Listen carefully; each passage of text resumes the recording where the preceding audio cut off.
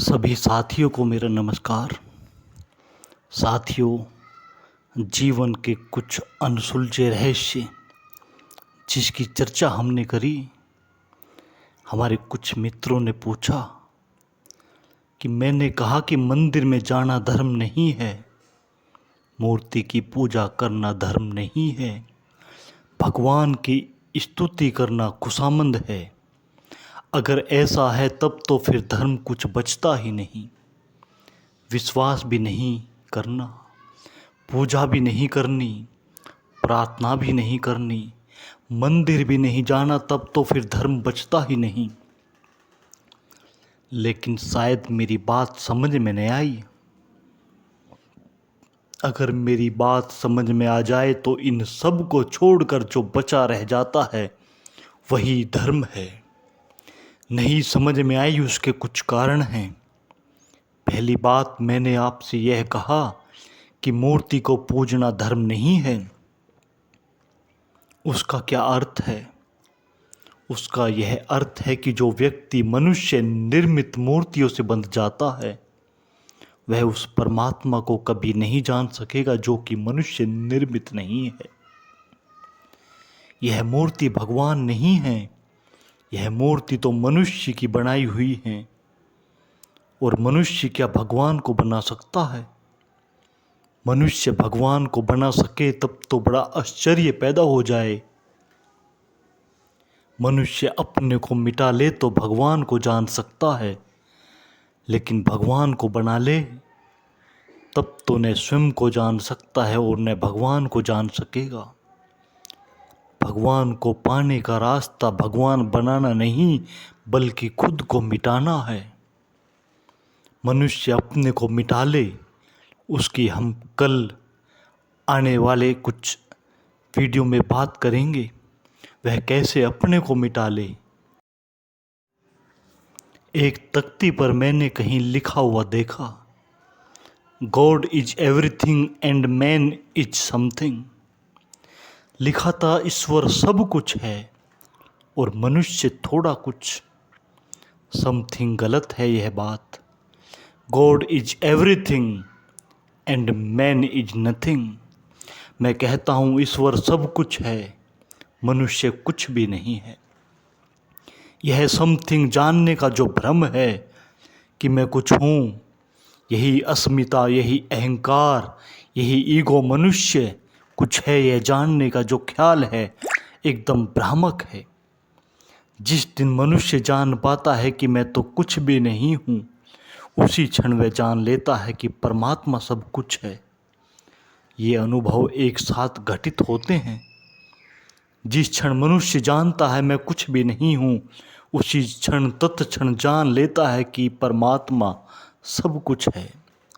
और जब तक वह जानता है मैं कुछ हूँ, तब तक परमात्मा के द्वार बंद हैं, वे नहीं खुलेंगे। यह अहंकार बाधा बन जाएगा, यह अहंकार रुकावट बन जाएगा। और यही अहंकार बनाता है मंदिर, यही अहंकार गढ़ता है मूर्तियाँ, यही अहंकार निर्मित करता है संप्रदाय। इसीलिए तो संप्रदाय लड़ते हैं आपस में। अगर संप्रदाय धर्म होते तो लड़ाई कैसे संभव थी? लड़ाई तो वहीं होती है जहाँ अहंकार होता है, नहीं तो लड़ाई नहीं होती। जहाँ अहंकार है वहाँ युद्ध है, वहाँ संघर्ष है। अहंकार लड़ाता है, मैं कुछ हूँ, आप भी कुछ हैं, फिर लड़ाई होनी जरूरी है। यह सारा खेल जो हमें दिखाई पड़ता है, हम सोचते हैं धर्म है, इसलिए डर पैदा होता है। कौन से मंदिर में धर्म है? अगर मंदिरों में धर्म हो तब जमीन पर बहुत धर्म होता, क्योंकि मंदिर बहुत हैं। मंदिरों की कोई कमी नहीं है। सारी पृथ्वी चर्चों, मंदिरों और मस्जिदों से भरी हुई है, लेकिन धर्म कहाँ है? अगर इनमें धर्म होता तो हम थोड़े मंदिर और चर्च बना लें तो धर्म बढ़ जाए, लेकिन हालत उल्टी है। जितने मंदिर बढ़ते हैं उतना अधर्म बढ़ता है। हालत उल्टी है। मंदिर और चर्चों के बढ़ने से धर्म नहीं बढ़ा। इनमें जाने वाले लोग धार्मिक हैं। अगर इनमें जाने वाले लोग धार्मिक हैं तो वे कौन से मुसलमान थे जिन्होंने हिंदुओं की हत्या की, और वे कौन से हिंदू हैं जो मुसलमानों की हत्या करते हैं? वे कौन से कैथोलिक हैं जो प्रोटेस्टर को मारते रहे? वे कौन से प्रोटेस्ट हैं जो उनके दुश्मन हैं? इन मंदिरों और मस्जिदों में जाने वाले लोग अगर धार्मिक हैं तो फिर ये धर्म के नाम पर इन मंदिर और मस्जिदों से निकली हुई हत्याओं का ब्यौरा कौन देगा? कौन करेगा यह हिसाब? इतनी हत्या फिर किसके सिर जाएंगी? नहीं, यह मंदिर और मस्जिद में जाने वाला आदमी बड़ा खतरनाक है। यह किसी भी दिन आग लगवा सकता है, क्योंकि जिस दिन यह चुनता है कि यह मंदिर धर्म का है, उसी दिन यह कहने लगता है कि दूसरा जो चर्च है और मस्जिद है वह धर्म की नहीं है, और जो धर्म का नहीं है उसे मिटाना इसका कर्तव्य हो जाता है। जिस दिन यह चुनाव करता है कि यह मस्जिद भगवान की है, उसी दिन यह कह देता है यह जो मंदिर है मूर्ति वाला, यह भगवान का नहीं शैतान का है। इसकी चॉइस, इसके चुनाव में घोषणा हो गई दूसरे के अधर्म होने की। अब लड़ाई शुरू होगी। और यह जो आदमी एक मंदिर को सोचता है कि यहाँ जाने से मैं धार्मिक हो जाऊँगा, इससे ज़्यादा बचकानी और चाइल्डिश कोई बात हो नहीं सकती। एक आदमी 23 घंटे अधार्मिक है और एक मकान की सीढ़ियाँ चढ़ता है और 1 घंटे भर के लिए धार्मिक हो जाता है। क्या चेतना ऐसी कोई चीज़ है? गंगा बहती है हिमालय से और गिरती है सागर में।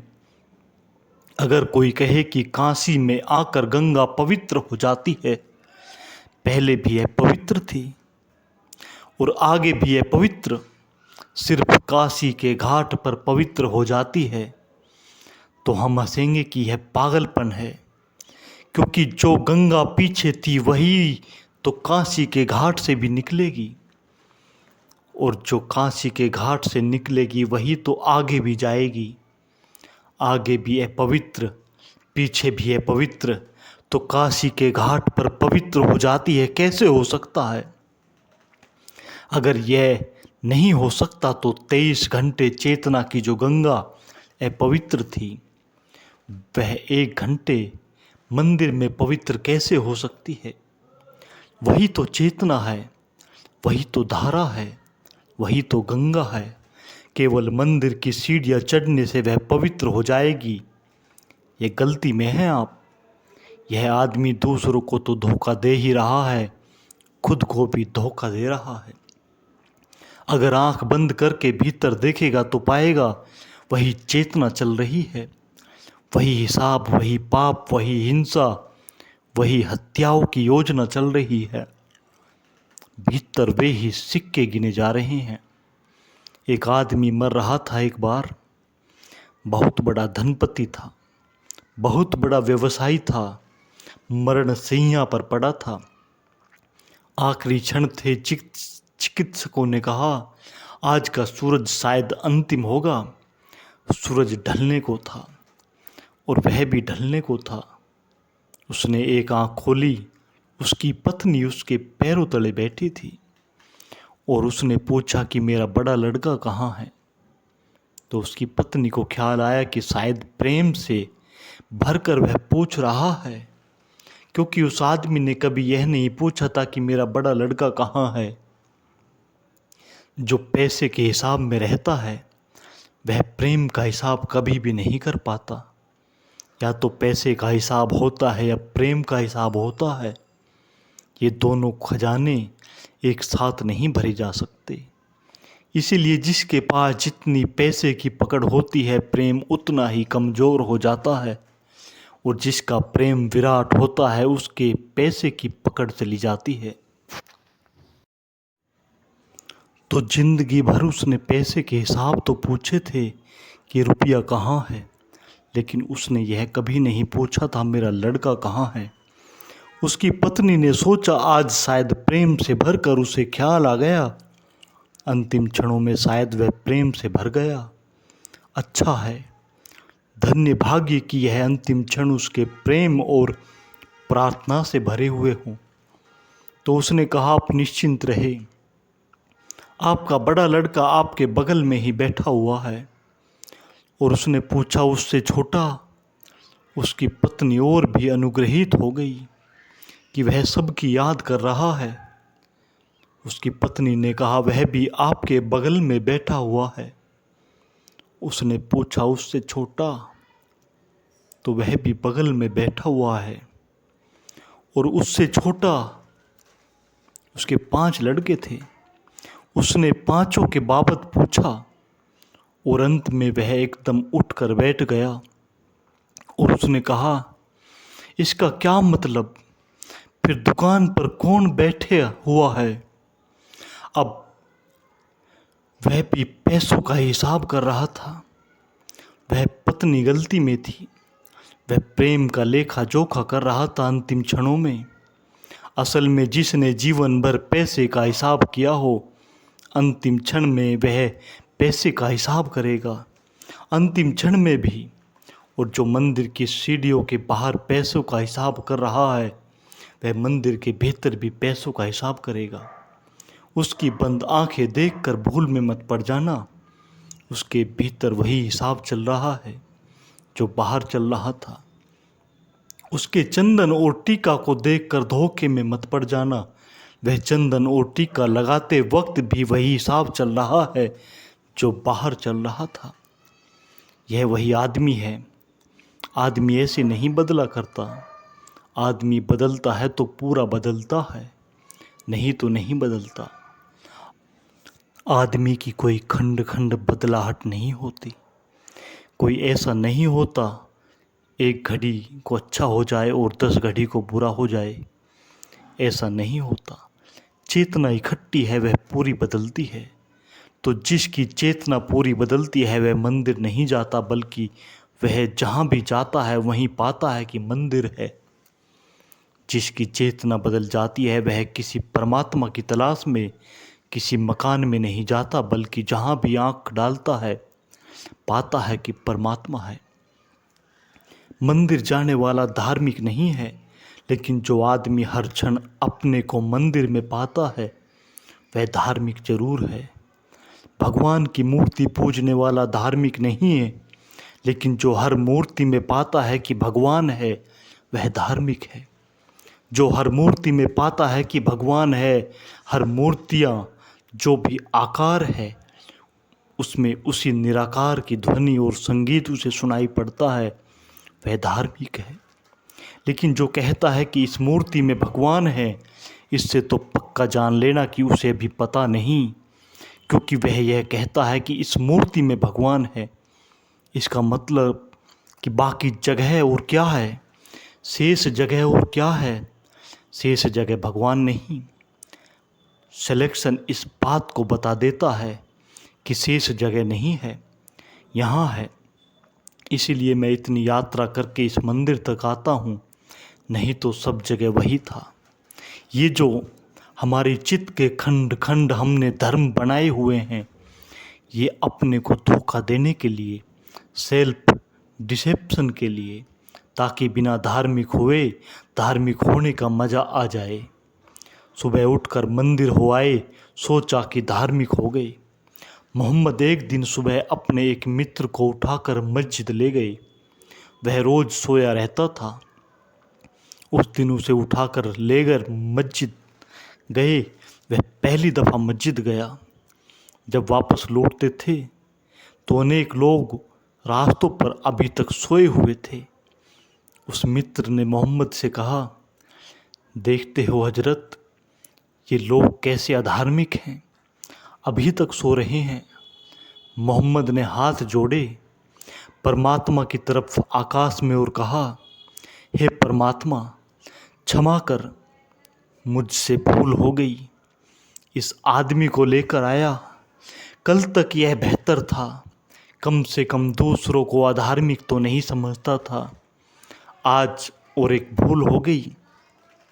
आज यह एक दफ़ा मस्जिद क्या हो आया, यह कह रहा है कि मैं धार्मिक हूँ और बाकी ये सब अधार्मिक हैं। उस आदमी से कहा, भाई तू कल से मत आना और तू वापस जा, मेरी नमाज खराब हो गई, मैं फिर से नमाज पढ़ कर आऊँगा। यह जिसको हम धार्मिक आदमी समझते हैं, जो मंदिर हो आता है, यह बड़ा मज़ा ले रहा है आपको अधार्मिक बताने का, और बड़े सस्ते में। धार्मिक होना बड़ी दूसरी बात है, इतनी सस्ती और आसान नहीं, बड़ी क्रांति की बात है। वह क्रांति कैसे घटित हो सकती है, उसकी 2 सूत्रों की चर्चा मैंने आपसे की, और आने वाले समय में तीसरे सूत्र की चर्चा करूँगा। मेरी इन बातों को इतने प्रेम और शांति से सुना, उसके लिए बहुत बहुत अनुग्रहित हूँ। और अंत में सभी के भीतर बैठे हुए परमात्मा को मैं प्रणाम करता हूँ। मेरा प्रणाम स्वीकार करें। धन्यवाद।